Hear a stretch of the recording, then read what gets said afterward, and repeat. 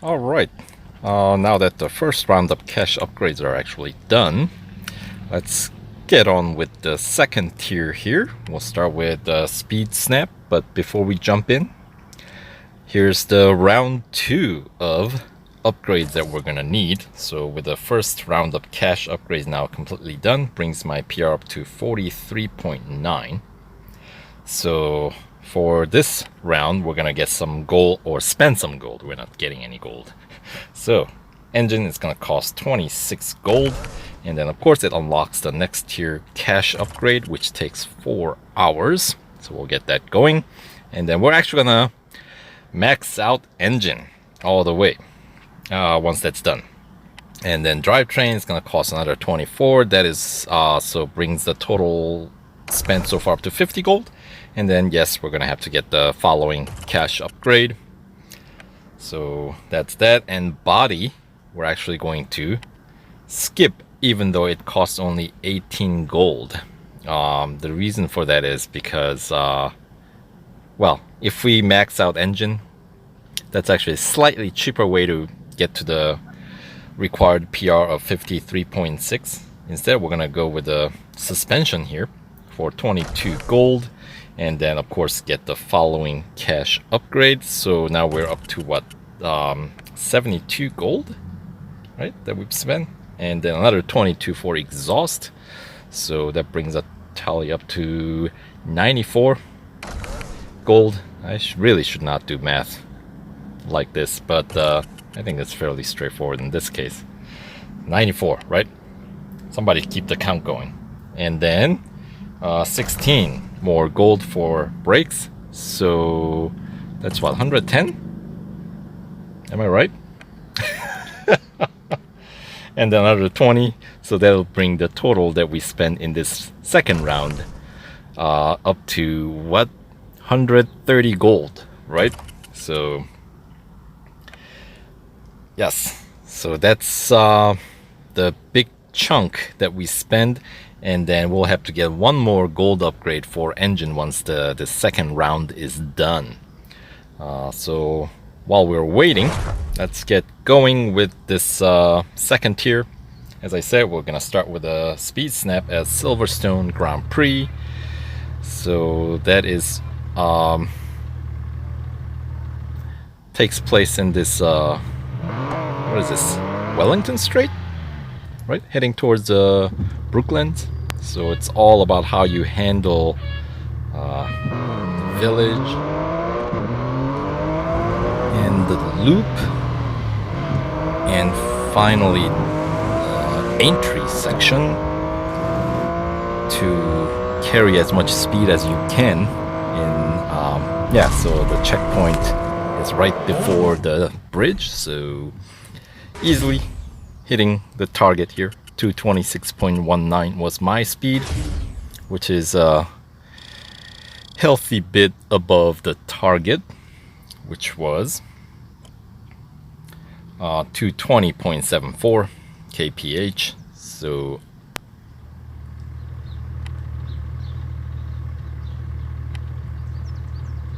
and yeah, so let's keep it rolling here while we're still waiting on those upgrades.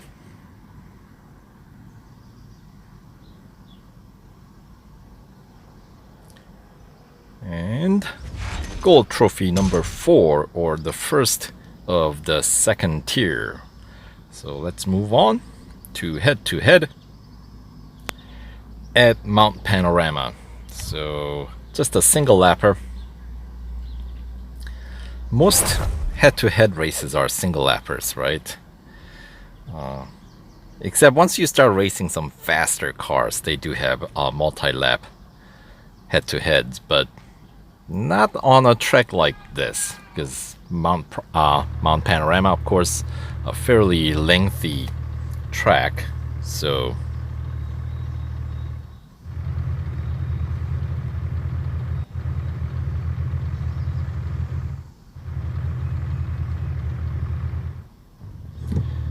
alright, so let's see how this one goes. I don't expect too much resistance.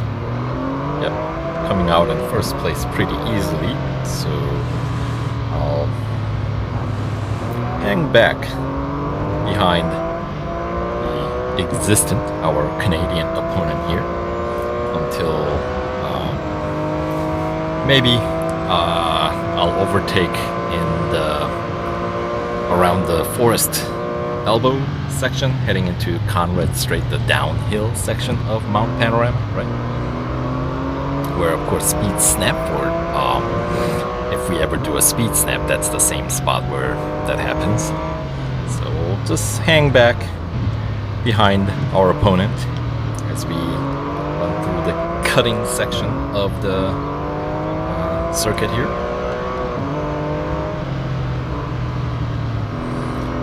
Of course, on top of the hill, we got a series of parks, right? Like a Reed Park, and what are some other parks? Salmon Park, McPhillarmy Park, something like that. I think that's the last bit. Anyway, going down the Dipper.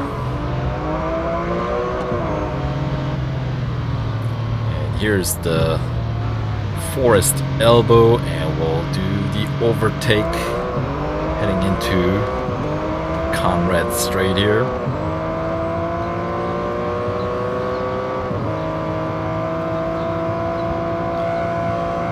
My angle was a little bit sharper than I wanted it, obviously, because there was another car on the way. So that's that. But yeah.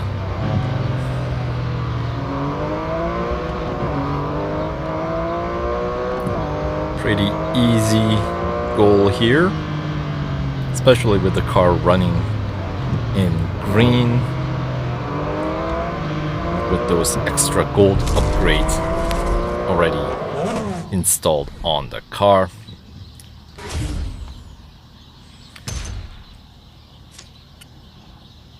So another easy gold trophy here.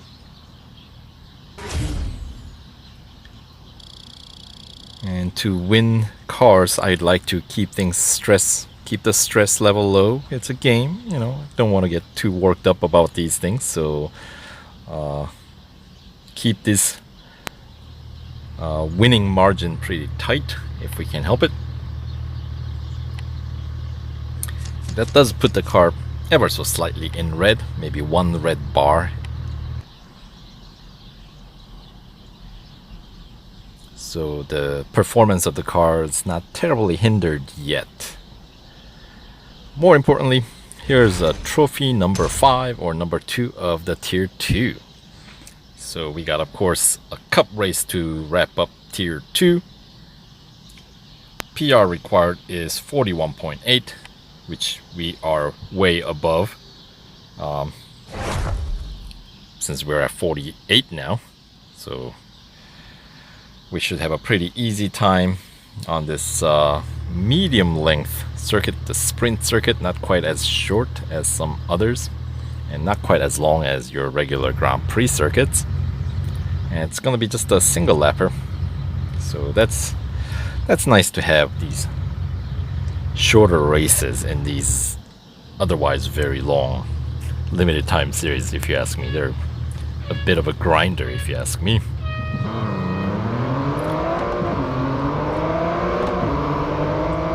I suppose it also depending on how you take it. If you try to do it all in one sitting, that is a bit of a grinder.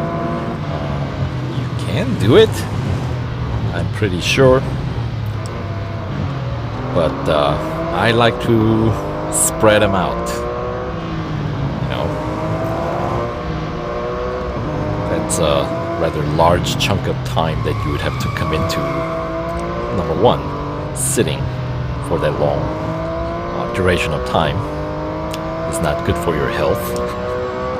So, you know, take breaks, move around, stretch out, go outside, look at some, go for a walk or something. It's good for you. You would become a better racer by doing that, instead of staring at your screen all day long. So, anyway. public service announcement there. And yeah, so divide it up. You know, we still have like 5 days remaining on this event to win the car. So you know, if you do only like, let's say 3 tiers every day, there are 15 tiers, so that's 9 races. Out of those 9, 6 of them are gonna be like pretty short ones. None of them, only 3 cup races, right? If you're only covering 3 tiers, so you know, those are not a huge time commitment. You just have to be consistent. Right? So yeah, that's the way I would approach it. You know, always think about it this way. At least that's the way I think about it. It's a game. I like to enjoy the game. I don't want to stress out about it. Life is stressful enough. I don't need extra. I don't need any help in that department. So I do this as a more of a stress reliever, right? So I like to enjoy it. So I like to break it up instead of trying to do all of it at once. And if I am not able to complete it, it's just a game, so I don't worry about it too much. You know, so try to keep a healthy perspective on this. That's what I would recommend.